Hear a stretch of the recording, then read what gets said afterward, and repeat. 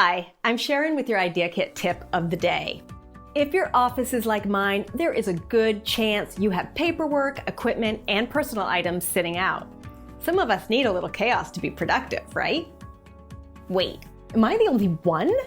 During our initial setup call, you can take us on a tour of your office and we can help identify a good spot to shoot it. Here are some ideal scenarios.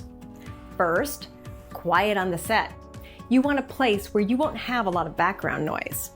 Second, a nice clean background is better than a cluttered one. A blank wall might be boring, but it's better than a lot of distracting stuff behind you. And having lines coming out of your head is not flattering. And you don't have to set up flat to the wall. This isn't a mugshot. A little depth can make a more interesting shot.